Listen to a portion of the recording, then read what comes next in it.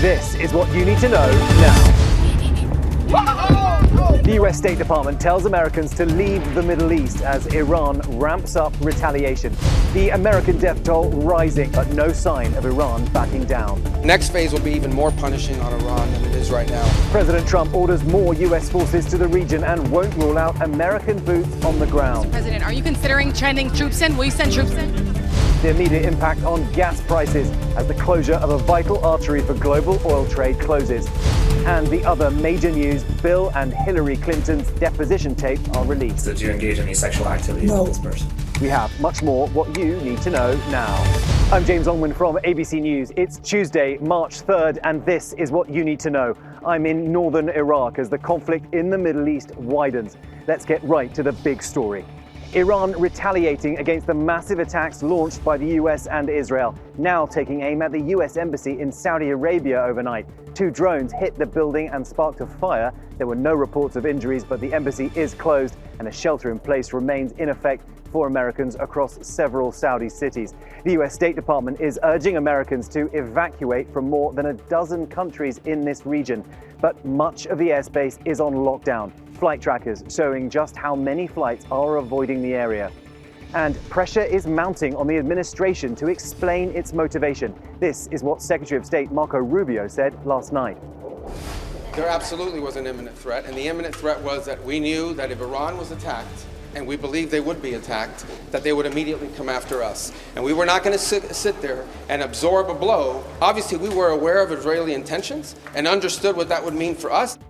That is a different argument to the one President Trump made about preemptive strikes and the claim Iran could strike the United States. Important US allies are breaking from the president over this war. This was UK Prime Minister Keir Starmer. This government does not believe in regime change from the skies. Israel is widening its front, vowing to occupy southern Lebanon to take on Hezbollah. There were massive strikes in Beirut this morning, and chaotic scenes are playing out across the region. At least 11 countries are now involved in this expanding conflict, Iran hitting both military and civilian targets in Israel and other US allies. Across nearly every Gulf state, Qatar says it shot down 2 Iranian bombers. The first report of Iran sending warplanes into Qatari airspace. Ian Pannell has more from Tel Aviv. James, the US death toll rising as the war against Iran escalates. The Pentagon now confirming 6 American service members have been killed.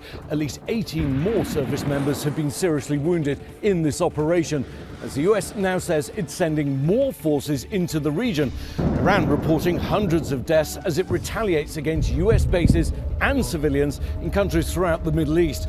President Trump saying he's not ruling out US forces on the ground and that this war could last weeks and that the biggest wave is coming soon. President Trump is under pressure from many anti-war voices in the Republican base. Rachel has more from the White House. James, President Trump insists that the United States will prevail in this new war that he launched in the Middle East. But there are still major questions on whether or not the threat to the United States was imminent and what exactly that threat was. The president still has not fully laid out his case for war to the American people or to Congress. The commander-in-chief and his top administration officials sending mixed messages on just exactly how this will end and also what he sees as Iran's next chapter. Over the weekend, he said that he was hoping that Iran's Revolutionary Guard and police, which have brutally repressed Iranians for decades, would, quote, peacefully merge with the Iranian patriots and work together as a unit. But that hope for peace seems a world away as the Pentagon shares new details of the ongoing operation. Martha Raddatz has the details. The U.S.-Israeli strikes across Iran have been vast and relentless, missiles pounding close to 2,000 targets in at least 50 locations. The major focus has been Iran's missile launchers, its stockpiles, and those deadly one-way attack drones that are now wreaking havoc across the Gulf, hitting both civilian and military targets. New satellite images shared with ABC News show extensive damage at air, drone, and naval bases in southern Iran, multiple Iranian ships on fire at Bandar Abbas Naval Base, and these images of an Iranian warship blown apart by a U.S. missile strike, and damage shown here at the Natanz nuclear complex. But as many targets as the U.S. and Israel have been able to hit, Iran still has thousands of missiles in its arsenal that still pose a significant threat.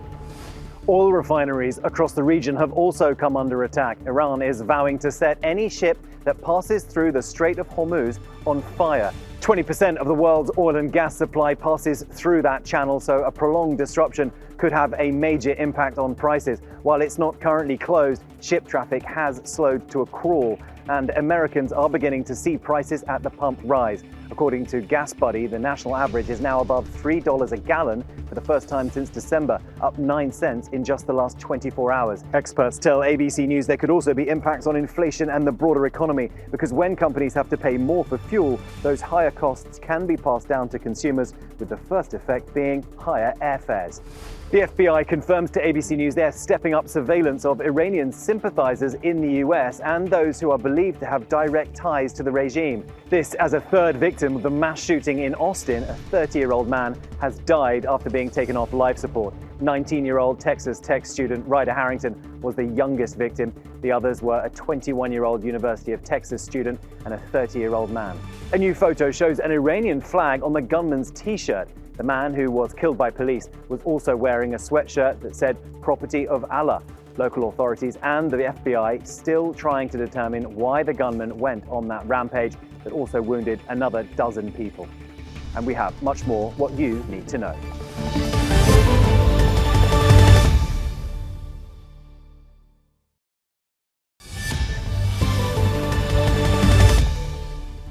Now to some quick hits. Other stories ABC News is following today. The House Oversight Committee has released video of Bill and Hillary Clinton's separate closed-door depositions on the Epstein case, each deposition over 4 hours long. The former president told the committee he'd ended his relationship with Epstein years before Epstein pled guilty. Did you ever witness Mr. Epstein sexually abuse or assault young women or girls? No. Did you ever witness Mr. Epstein receive massages from young women or girls? Not that I recall. Did Mr. Epstein ever discuss sexual acts of any kind with you? No. Former Secretary of State Hillary Clinton testified she didn't recall ever meeting Epstein. In a tense moment, she threatened to walk out after learning Congresswoman Lauren Boebert had posted a photo of Clinton testifying. I'm done with this. If you guys are doing that, I am done. You can hold me in contempt from now until the cows come home. This is just typical behavior. They have not been accused of any wrongdoing. Jury deliberations begin today for the father of an accused school shooter. Prosecutors say Colin Gray could have prevented the mass shooting at Appalachia High School, where his teenage son, Colt Gray, killed 4 and wounded 9. Colin Gray gave his son the gun as a Christmas gift. Both father and son have pleaded not guilty to all charges. And Savannah Guthrie and members of her family visited her mother Nancy's home for the first time since her disappearance. They laid flowers at the tribute to Nancy that was created by the community. The FBI recently turned Guthrie's house back over to her family. Savannah Guthrie later posting, "We feel the love and prayers from our neighbors, from the Tucson community, and from around the country." And new today, voters will head to the polls today for tightly contested primary elections in 3 states. Political director Avery Harper has more.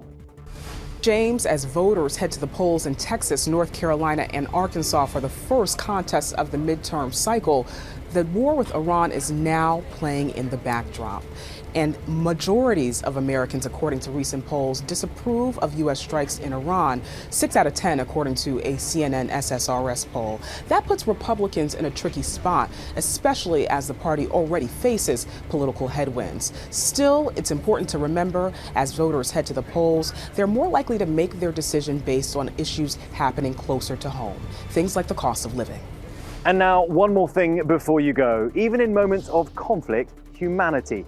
An American pilot who was shot down in a F-15 fighter jet and ejected safely into Kuwait was approached by some friendly civilians, at least 2 men speaking English to the woman, asking if she's okay. You're fine? Really? And that's what you need to know. For breaking news and live updates throughout the day, check out ABC News streaming on Disney+. New episodes streaming every day on Disney+.